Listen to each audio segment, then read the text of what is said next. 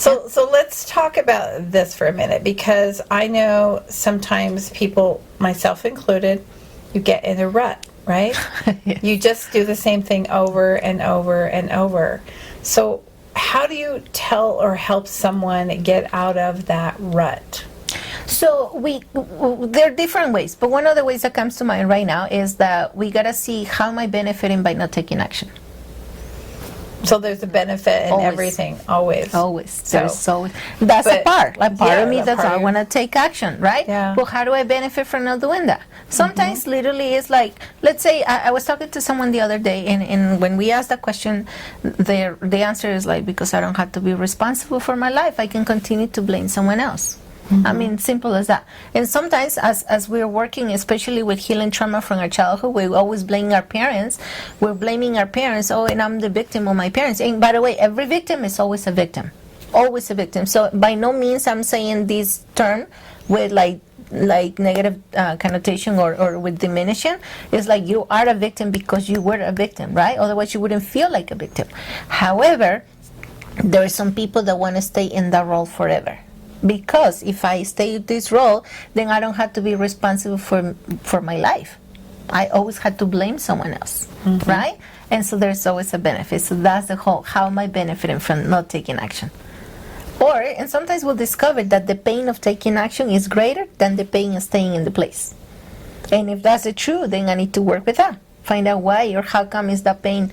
Because sometimes, for example, clear example that we usually do is, well, why didn't you tell the truth? Because if I tell you the truth, you were going to punish me, right? The little kids say. Right. So they say, I'd rather be a lie.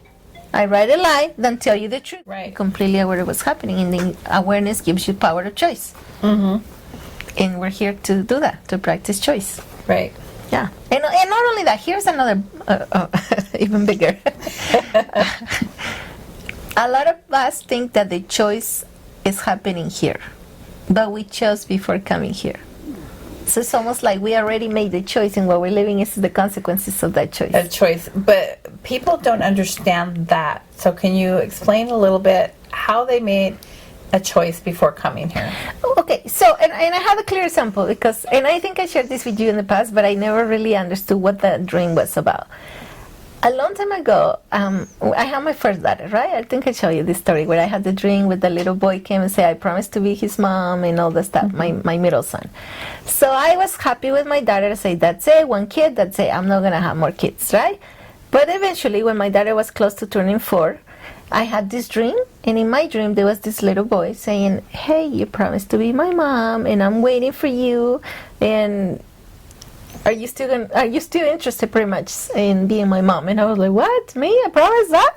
And so eventually I got pregnant, right? So 3 months later I was pregnant. I was like, I knew it was a boy because of the dream. So that right there today, when I look at it back, I was like, yes, I had already had a contract. So my choices were made before coming here, right? I had already say, I'm going to go this life, I'm going to have this experience, and through this experience, I'm going to learn X, A ways, or whatever, ABC, or whatever, right? And so the choices we were making in here, and then we waited for the alignment of the stars, and the energy, and the right people, the right DNA, and whatever, right? To come to this embodiment of this person that I am today. Knowing that I was going to go through the experience that I was going through, because the only way for me to, even if let's say I came to change my generational patterns, right? Which is what I'm discovered that I'm doing. So in order for me to come through this experience, or to come to even change what has happened to my family for generations, is that in order for me to even have close awareness of what it's like, I needed to go through the same experience. Otherwise, how easy would it be, right? And what would be the point? Where would be the growth if I just came and say, I'm just going to go and fix it? It can't be that way. I have to come through the specific arrangements of time, people, stars, and everything. So that's what I mean. Like, we made the choices way before that coming into the body. So a lot of us think, but why is this happening to me? Well, that's why. Because from this perspective, we say, I'm going to go and have these experiences so I can learn this. Right. That's what I mean. So no, and I appreciate you expressing that, because I know when I work with people and I tell them that you chose this abuse, you know, it's like they're like, I would never choose this. I would never choose to do that. And so it's really hard to tell someone that when they don't understand that, and then when they don't believe that or know that. And but it is so true, you know, and it happens all the time. I know recently, I work with a lot of channelers, and so the beginning of the year, I was told that something was going to happen that was going to rock my world. And I'm like, at first I got a little scared because I'm like, what? And then I'm like, well, how do they know? It's because what you're saying right now is because all of those decisions were made prior to coming in, that this is going to happen, and this is going to happen, and it's going to happen this way, and you're going to meet this person, and all of that. So anyway, I got a little panicky because last time that something rocked my world is my husband got lung cancer and he passed away. So I was like fearful that something like that was going to happen again, and they're like, no, it's going to be okay, but just know that there's something coming.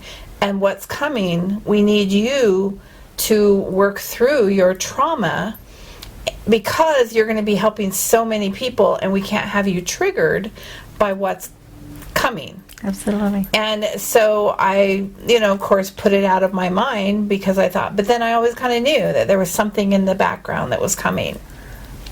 And so then I brought my sister to see you.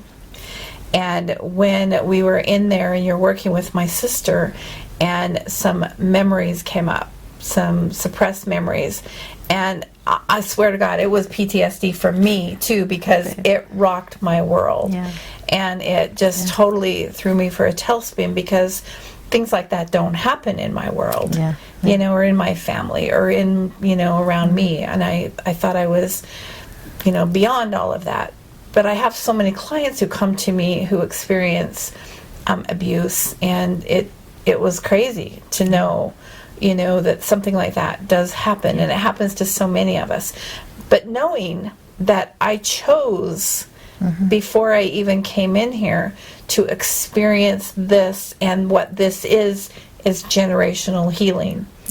Just like what you said. And so many of my clients and so many of us have come here to stop the abuse, stop the generational, because it passes on. Like you said earlier, the abuser is usually abused, and it happens, and it's been going on for many generations in my family.